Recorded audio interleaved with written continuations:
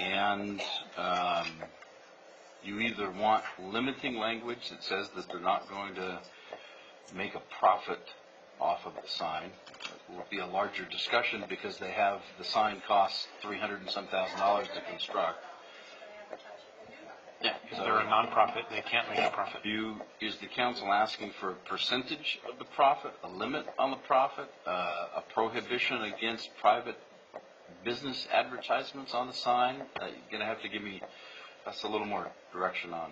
You could do a percentage or a flat rate, or you can do a either or, whatever's less. I mean, it could be open for negotiation. We have to remember too that this is a nonprofit organization. Right. They're not a for-profit company. So. Mm-hmm. I would like to see an inclusion of city events. Okay. But otherwise, not a prohibition on. I wouldn't prohibit them from advertising those things. If they're going to get money for it, then I think that there needs to be some sort of, lease on that. Council, I'm going to need you to give me direction on what to ask for. I mean, if we're going to ask for a percentage, then either the city manager or I are going to need some kind of direction on whether the council does or does not want that, and if so, you're going to give us authority to determine what kind of percentage is appropriate, a flat fee. So this is a discussion item. I know there's somebody that would like to speak on this item, so if we could hear from them before we give final direction. Thanks, Mayor. Howard Tunget. A couple things that I'd like to see in this, a lot of the events that held at that facility, Valleywide, rents those to for-profit companies. So I'm not sure if the language could add that. And again, I think your language in that is for nonprofits can advertise on there. But again, are these events just limited to that site that they're going to advertise on? Because knowing how Valleywide does their stuff, they'll be advertising the Autumn Elegance, the weekend, all kinds of other events throughout the community, but they'll advertise them on that billboard. So, and there are three owners of this sign. Valleywide and Metropolitan are also paying a third of their cost of this. So, again, a lot of the people that rent those ball fields are for profit. They charge $650 per team. Thank you, sir. Is there anybody else that would like to speak on this item? All right, seeing none. Bring it back to council. Do we have, you need more direction than Eric? We'll go back and ask for a specific time slot for city PSAs and city events. And we'll ask the question about what type of revenue they plan to make or generate from the sign. What I need is direction on whether you, the city, wants a flat fee or a percentage of that revenue as compensation for the easement. It was our original direction that this was just to support the Western Science Center, but it is completely within your purview to ask for compensation, regardless of whether they are a nonprofit group. And it was our understanding that it was just going to advertise their stuff, but you start thinking about what their stuff is, and you start looking into it, and they could do all this, and it's not limited. And I think that an answer tonight might be a little hasty, but for us to be open to negotiate a percentage or a flat fee, I mean, we're not trying to rob them, but we have to make wise use of our public land too.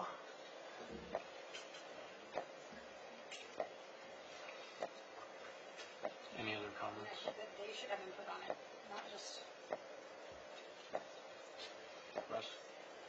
Linda? Well, I think, what we've stumbled onto is a departure, I think, from the original objective of facilitating getting the sign up for the center. Although some of the points are well taken, and I would think just from simplicity's sake, to keep it fair, that some reasonable percentage, subject to negotiation would be the fairest way to go about it, because if you set a flat rate and the flat rate turns out to be 75% of what their revenue is, that's not fair to them. If you set a flat rate that's way too low, it may not be fair to us. So I think sticking with a reasonable percentage would be a fair way to go, and maybe that. To have our events get advertised on there too. So Yeah, I think that's been addressed by the first comment that you made, that the city attorney made, that you would ask for city PSAs and all that. Mm-hmm. That's in there, and I think that's beneficial to the city. As far as the for-profit issues, again, I think coming to some agreement of a practical percentage would be the fairest way to approach it, because that would, in my mind, it would address overages and underages of profit by one particular entity. And have like not to exceed clause, you know, we don't have to take like, if 10% is a little bit higher, we don't have to take the 10%, we can have a lower amount that say not to exceed this amount, you know. Not trying to take the profit. Council, maybe the best thing to do is go back and ask them for a specific time slot, and then just simply ask them for the information about what advertising revenue they anticipate, what types of ads they anticipate charging for, and what they're going to use that money for. I mean, if the money is going to be completely to fund recreational programs or educational programs or maintenance of the lake, maybe council might want to know that. If they are going to use it for other for-profit uses, or to take it outside of the valley, perhaps maybe you will want a fee or something. So maybe we can get that information from you and have a representative come back next time and discuss that with you, and then you can decide. Fair, because with the new recreational entities they're planning and moving forward with at the lake, that certainly helps our economic development all the way around anyway. And if they're advertising those things happening at the lake, more people are coming into town, more people are using services. And so in a sense, we still reap the benefit of, regardless of what's being advertised. So. Dan, is there any sense of urgency that they want this settled so that they can begin construction? I would say yes. They had anticipated approval last time, and just, working out the term.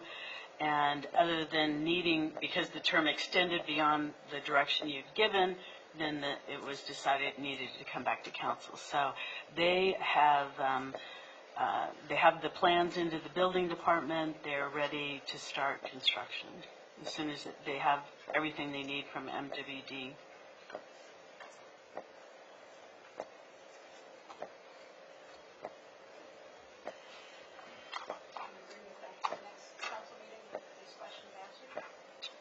Yes. Okay. All right, thank you. Okay, up next, item 14, Public Works Equipment Purchase Supplemental Appropriation. Public Works Director Jensen.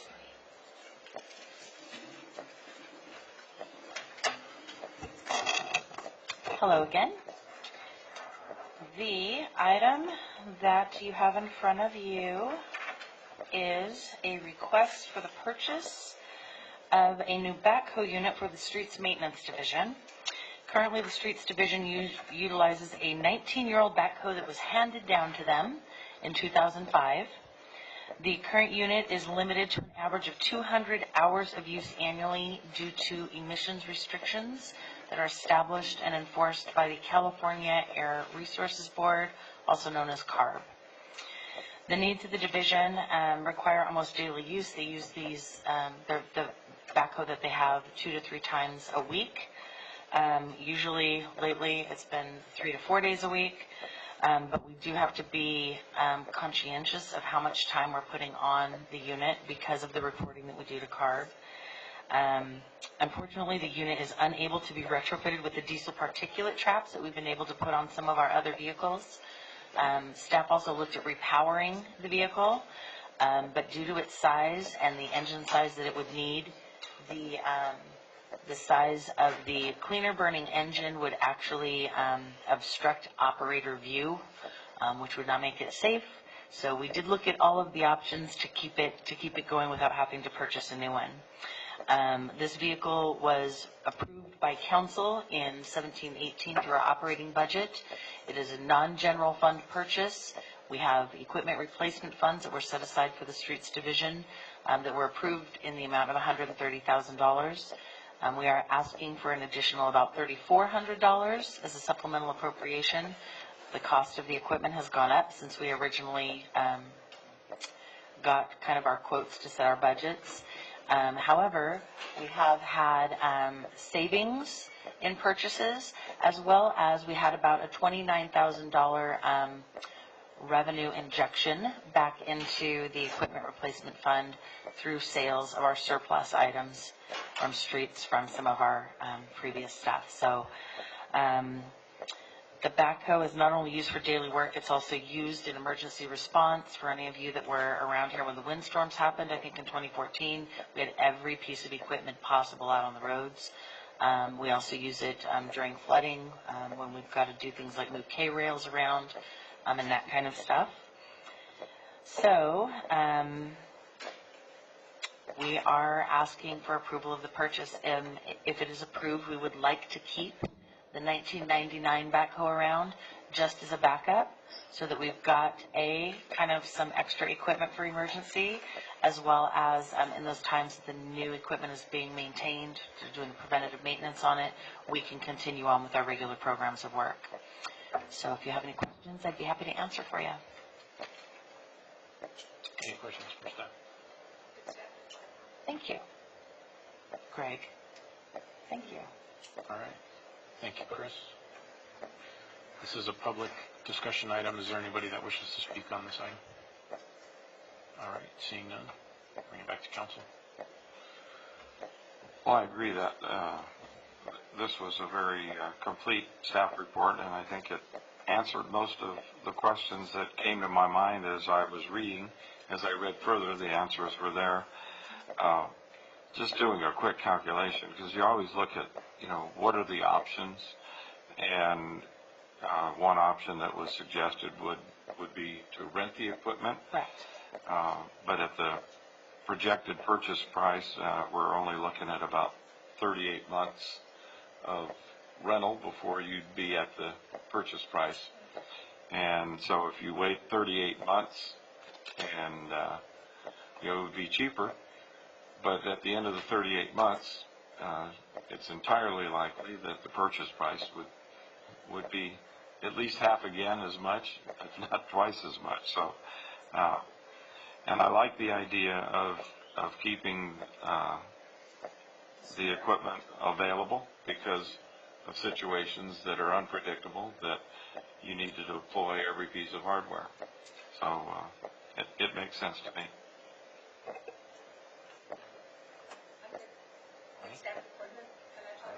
Yeah, it went through everything. I mean, they went through everything, and I especially appreciate the information on the rental versus purchase and Absolutely. providing that intel information. Good job. Carly, do you have any? All right. What do you want to do? Move staff recommendation be approved. Second. Yeah, please vote. All right, that passes unanimously. Thank you, council. Up next, proposed delegation of transportation uniform mitigation fee calculation and collection to WRCOG Community Development Director Ileana. Welcome back. Okay. This item, the Transportation Uniform Mitigation Fee, or affectionately known as TUMF, is administered by WRCOG to all of its member agencies. It is a regional fee charged of new development for transportation projects and roadways enhancements. Right now, the fee is currently collected at the member agency level and then monthly dispersed to WRCOG, and they do annual audits. In the process, or in the last couple of audits that WRCOG had done, they had determined that there were a number of member agencies that were making some errors in the calculations, and sometimes this could be necessary of being overcharged and needing to issue a credit for developers, or in other cases not collecting enough money. To my knowledge, and the time that we've been here, Hemet has not had an issue in terms of the collection of the TUMP fee, and our audits have always gone fairly well. However, what WRCOG staff is proposing is that instead of the city calculating and collecting the fee, that WRCOG would take on that responsibility. So as right now, where our building department calculates the fee at the time of building permit and then collects it prior to C of O, and then our finance department prepares a report, transmits it to WRCOG, and that's kind of the process there. The city bears the responsibility for the calculation and the collection. Under the proposed method, WRCOG, the city would still, we would provide a calculation sheet I included in your packet, indicate the type of use, the square footage, etc., transmit that to WRCOG. They would calculate the fee. The developer would pay WRCOG directly, either electronically or in person. They're going to set up those systems. And then they would notify the city the fee's been paid, and then we could issue the permit or the C of O. This type of system we currently do with the school districts a little bit differently, but with the school district and with EMWD, where those agencies collect their own fees and then just identify to us that that has occurred. The benefit of having WRCOG have the responsibility for it is that it, one, reduces or eliminates essentially the city's responsibility in case there were any errors in calculation or collection. Also reduces the staff time in both building and finance, and again, when they do their annual audits, they want to see all the building permits and they go through all the process. So we do believe that there is a benefit there. However, every agency has the opportunity. You can opt in to the program and we can modify our ordinance, or we can keep it the way it is. Although it's working right now, as I mentioned, the downside in keeping it the way it is in the new program is that they will want much more information from the cities. So now they'll want to see building plans and a lot more information that we would have to transmit on our end. So we do think it's probably more efficient to have WRCOG be the collection agency and to simplify some of our processes. And so what they're asking for is that by November 1st, they wanted an indication from the member cities as to whether you wanted to opt into WRCOG collecting it or continue in the current program. And if you do decide to opt in, they'll prepare a draft ordinance, and it would come back to you between December and March, and then they hope to have the whole process online launch by April 1st. So the question before you tonight is whether you think the city should opt into the program and delegate the collection to WRCOG or continue to do it in-house. Happy to answer any other questions you might have. Questions for staff?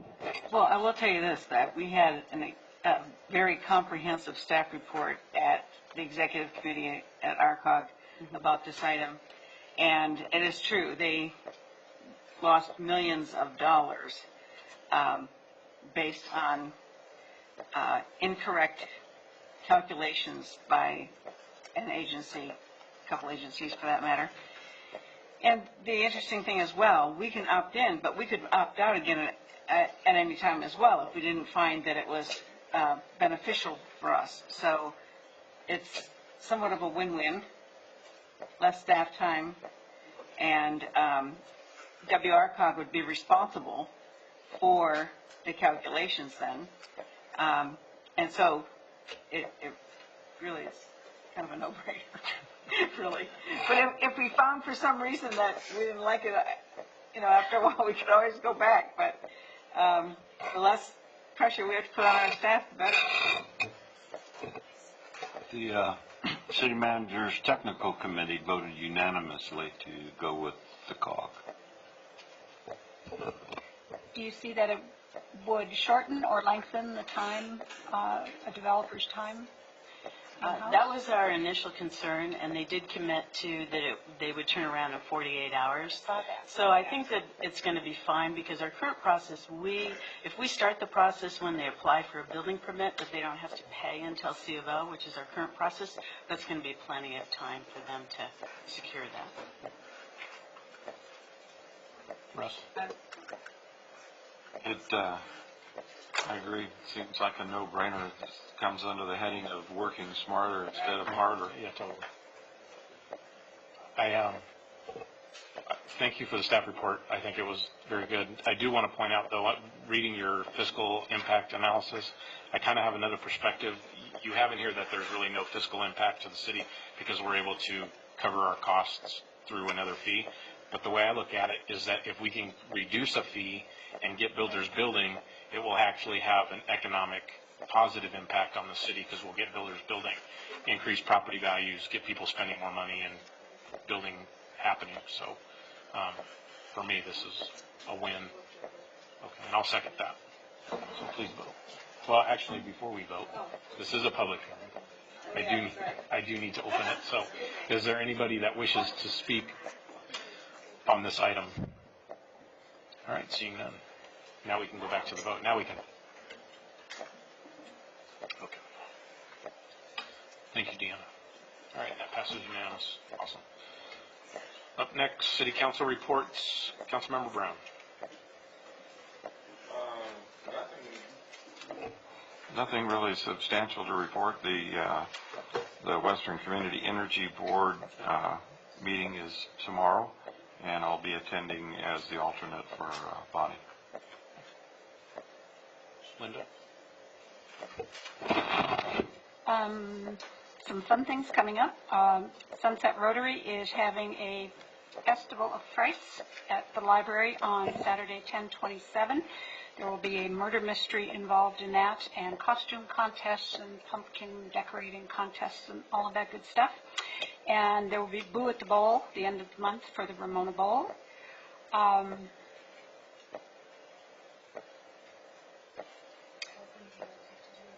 Oh, I did.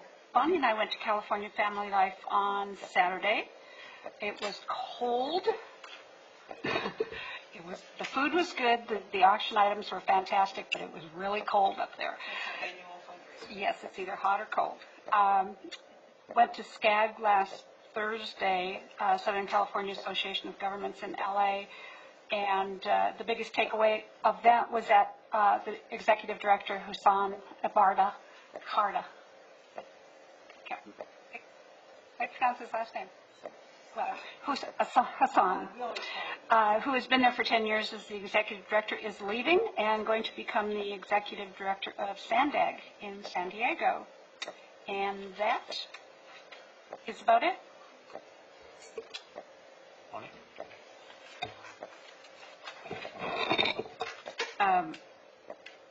WRCOG, I just spoke about the TUMF calculation and collection issue, which we just discussed.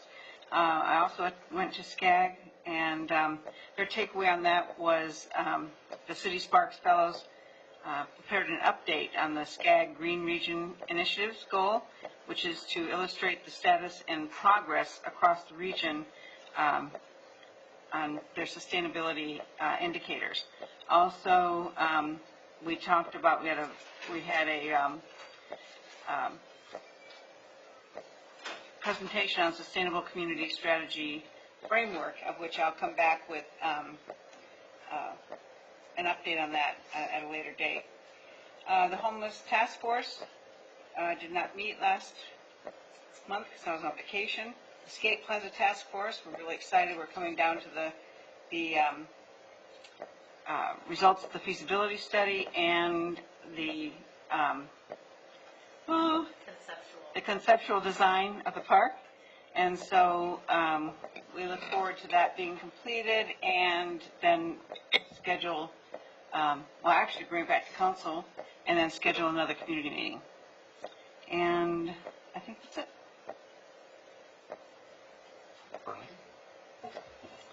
I don't have anything to report on. I only have two things. Last Monday was RCA, and we talked about, we got an update on the species of the month, which was the arroyo toad. It does actually live in our valley in the Senosino riverbed. It's an endangered species. It's very small, and if you're not careful, you could probably step on it because it looks like sand. And its biggest hurdle is the drought. So because it needs the running water to lay its eggs. Yeah, kind of.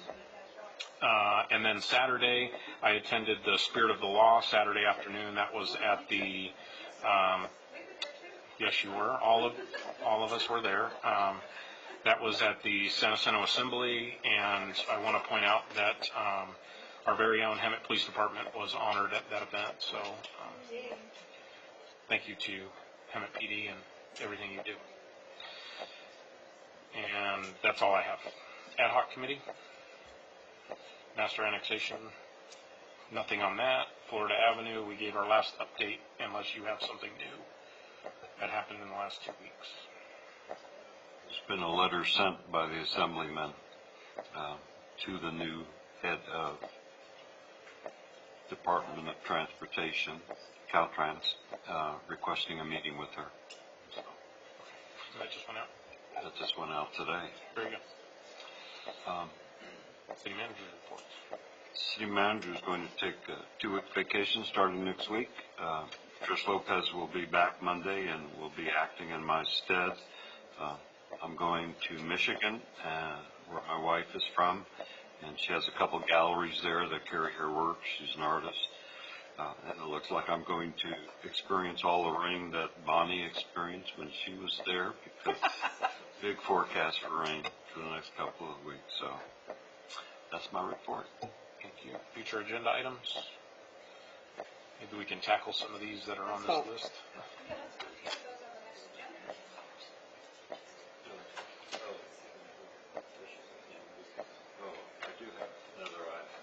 They require me to pass this out.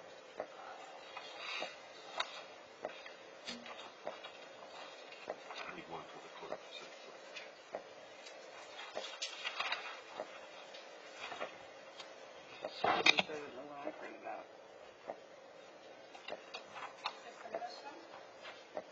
Okay, this is 5:15 p.m. 5:15 p.m. Yeah. This is a comparison chart of measure Z and measure Y. I had retained a PR consultant that specializes in political matters, Waltona Mannion, and she's been working with Eric to develop this chart. Tomorrow she's going to give me suggestions on how this becomes disseminated throughout the community and on our websites, etc. And so I would like any changes. Council's been given this by email on occasion. Eric is here to talk about it. He understands it much better than I, obviously. Do we need council approval on this, or what do we need? Council questions. If council identifies any errors and corrections, things that you have questions about, I think now would be the time. We're running out of time to put it out on the street. I know that Councilmember Krupa did raise the issue about the word fine. I thought we had addressed that. I noticed that under the imposition of penalty tax, there still is one reference to fine. Should be changed to penalty. Under Measure Z, technically the tax is a penalty against illegal businesses until such time as the council, beginning in 2021, would approve cannabis businesses through a permitting process, and then it becomes actually A tax. Correct. Now, can you put on there that it's not necessarily a 25% of gross receipts and a 15%, but up to? Because isn't that what it states in the actual measure? That the tax, if we go forward at the end of 2 years, that the city would have the ability to levy the tax up to 25% and up to 15%. Yes, I see no problem doing that because that's completely accurate. And that says it in the measure. In the itself. measure, So we can- yes. Under the imposition of penalty and tax, where it says after 2020, should the council choose to enact a permitting ordinance, where it says these rates, I will talk to the consultant tonight. I think she works late normally, and we'll work something out that would say up to those rates. Okay, my next question on that, and Alan and I talked about that this afternoon, that by putting a penalty tax on illegal cannabis businesses, will we get sued in the event, I mean, we still have to actively shut them down, but does this provide an additional monetary penalty to the tenant and the property owner? Yes. Okay, that's my question, because that was what we had discussed, that, okay, so now we're making money on illegal shops, but we're not trying to shut them down, then you get sued. The measure is quite clear that even though we're levying it a tax, the tax is imposed as a penalty on illegal businesses. Okay. And it gives them no right to operate. The measure is very specific in that regard. Even after, I mean, even if we legalize, then we can still go after the illegal ones. Anything that's illegal Okay. is still going to get essentially the tax. as a Wanting to penalty. clarify that. Now, our ability to collect that remains to be seen, but yes, we will be seeking that Okay, if this passes. I think that's all of my, A couple of things that I suggested that we look at in the header, where it says comparison chart. I would advocate that it would be helpful to have the sentence that starts with any information provided by the city is required by law to be factual, etc. I think that should be in bold font. Yeah, I think it should be bold because I think that's an important aspect based on some of the advertisements that I've seen. There's still the typo in the use of revenue after the says city's general fund which can be spent. So I just need to add that, put that little B in there. And unless it's folded in somewhere else, because this looks a little different than the first draft I saw, but I had advocated that it would be beneficial to put the item on the first draft that we saw had a topic of local regulation. And I don't see that with a heading in any of these sections. But again, based on advertisement that is posted around town, that I think local regulation should be up near the top somewhere. And I don't know if it just got dropped off or it got folded in somewhere else. I don't really see it. But I think the emphasis of local regulation is, without some pointed discussion in our comparison, I think it's being misconstrued. Councilmember Brown, I think that where local regulation was in previous drafts that I saw was on the bottom under the area that says cannabis still prohibited. The consultant and I talked about local regulation and the importance of local regulation. We talked about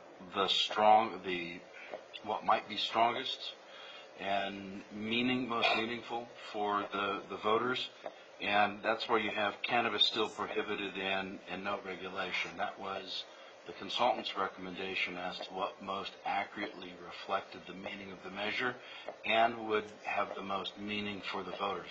Now I can go back and tell her to say put local regulation on both of those boxes and put them up on the top. I think my point was it's such an important element of the comparison that it needs to be moved farther up, because there's so much information here, and I'm afraid that the reader who knows nothing about this will start to go numb as they start reading down everything, and they'll miss the real critical points that need to be farther up. Got it. Move it up. You mean anything beyond the title? Well, it is really wordy. It I is. mean, you look at the other side and it's, you know, people will not tend to read all of that language, unfortunately. But anywhere that we can make something bold to make a point would probably be really beneficial. Our problem with bold or underlined or other emphasized language is that it has to be balanced and fair on both sides. And so if we were to emphasize something that the council determines to be positive and to be bolded for measure Z, we would have to do the equal thing on measure Y. I know this is dry and it's wordy, and that's because that's what the law requires us to do. But to Bonnie's point, I mean, like voter control timeframe, Measure Z provides increased opportunity for voter input. Measure Z, increased opportunity for voter. I mean, just cut out some more words because the left side is so thick. I mean, I just look at it and I start reading the white just because. Okay. I will certainly, Do you know what I'm saying? Emphasis on the strong words then. we'll certainly go back and Okay. ask Try the to make it consultant to just- punch up the language Yeah. and be efficient in use. I'll make that note. Now, can we also get some signs that are as misleading as theirs and put them around town? I know that's just rhetorical, so I won't. Yes, you don't have to. But there would be no problem. Find them all in San because they put most of them Well, up. now they got them all over town. Yes. There would be no problem putting that one sentence that the city is required by law to be factual. That's not That's fine. biased. That's- That can be bold. That's right. As it's fine to have the place where they can seek information down in emphasized text below. I'm going to say it. That's the city manager's office, and he's going on vacation. Is this number the city manager's office for information? Oh, it's theirs. Oh, that's fine. That's your, oh, well, you- Actually, I'd like to change that, because that's not my published one, that's. oh. So they've got to have a number to call, and they have to have somebody to answer the phone. So how about 01? I mean, that's just city manager's office. Or you. It should go to the city clerk. City She's the clerk. local election official. That's true. Lucky you. Got it. Okay. And just so I'm clear, Carla, was part of your suggestion doing the shading on Measure Y and not the shading on Measure Z? I think that's a good idea. Kind of, actually, yeah. I would make the white side ours. Ours is the white. Theirs is brown. Or black. I know that when we put it on the website, we can't do a lot of these names. Oh, my microphone's on.